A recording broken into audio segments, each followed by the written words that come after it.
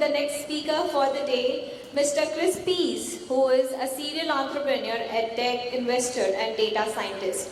He is the CEO at BitVector, Urgent Voice and Velocom Services. Chris looks for AI applied at scale with specific interest in edtech, advertising and customer loyalty.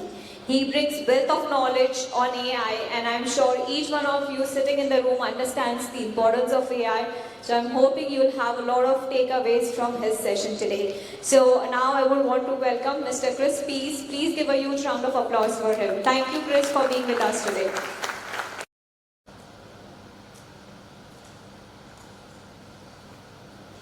Good morning. On Sunday, I had the great privilege of finishing my work at the last greatest show on earth in Paris, and it's an absolute privilege to be here with all of you as we prepare for the next greatest show, the next greatest gathering.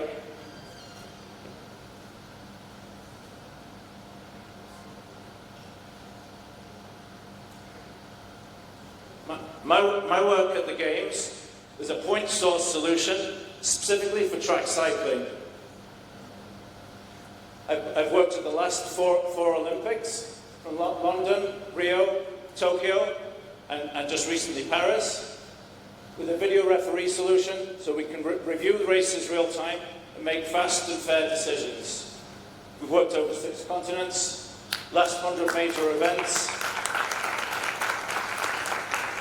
and most of our focus is on the moment. For us, on Sunday, that finished the 7-day delivery for track cycling. But there's a lot of work to do before, just as there is for us, all of us now. And there's a lot of value to be gained afterwards. So here, just very briefly, we can see an application of AI to help use the archive to benefit the sport in the future. To give a very brief overview, we see here's a picture of the track.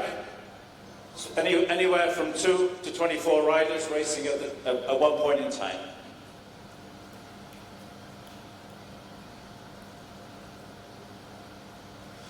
The thing I want to focus on is the importance of flow.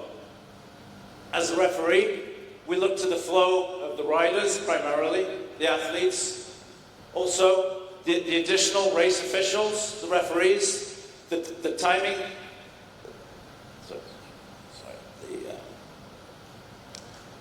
the timing company, Omega, the applications of AI that are built in throughout, the medics, we can't race without the medics being there. We don't get paid if the press and TV are not there. The teams can't perform if they don't have their analysts there. We couldn't do it without the tens of thousands of volunteers. It's absolutely incredible to see that pop-up workforce. The spectators, of course, bring a passion. We can only fit 5,000 inside a velodrome. And so we rely on that press, the TV, to take that story to the broader world. And of course, the importance of catering and the crowd flow and security. A lot of that is behind the scenes, and I see a lot of that behind the scenes work as what we're needing to do here. The other aspect is the flow of information. We've got the flow of data about the event. Not just the races themselves, there's a lot of people monitoring that, but the flow of the crowd, the numbers of the crowd, the numbers that are attending our event, the numbers that are attending multiple events, what they need to get from one venue to another, from one day to another, in a safe manner. So we've got the medics available, we've got security available, we've got adequate signage, very clear signage. So if you're in Group A, you need to look on the wall and see a big A. If you're in Group B, you need to see a Group B sign.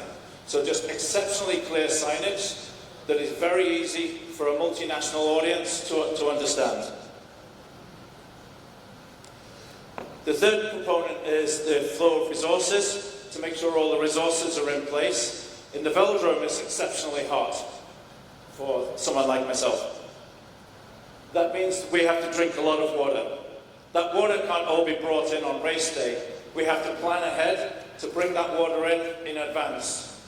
The water has to go in advance to multiple venues, and so we need to plan ahead, way ahead, months ahead, to get all of those resources in place, the food in place, the lighting, the technical provision, such as I provide myself, and the security coverage, some of which we see, some of which we don't see. The final component is the flow of money that goes on behind the scenes again. We're all aware of the spectators, the dollars that they spend buying tickets, the optimization that we can apply to the price optimization to meet the supply and demand. Also to have a certain equity across the supply and demand of the ticketing. But the primary revenue comes from the broadcast feed.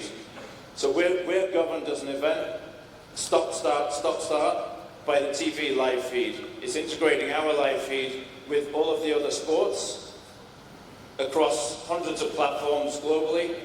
We need to be spot on. If somebody didn't bring water, and that means there's a delay, so the next domino, then that's a delay to TV feed, and nobody wants to watch TV for 30 seconds while people are waiting. So don't underestimate the value if you're carrying that case of water. If you're helping someone go from point A to point B, I would say don't underestimate the value that you're having to the collective benefit, the collective success of the event. And of course, for the Olympics, it's this biggest show. There's a lot of key brands that are involved with the sponsorship. We have to be very, very respectful of those relationships. We have to tape over branding sometimes to make sure that we're not contravening the sponsor relationships. And so I think as we prepare for the Kumbhathon, we can take some of those learnings in the commercial world and bring it across to the Kumbhathon. I think this is one of the most exciting events going on in the world, but also one of the most exciting times in our lives, because I think we have a tremendous responsibility to put AI and humans together to form a successful spiritual experience. And if we get that right, that's a very powerful signal for the world that we can do AI, and we can do AI right.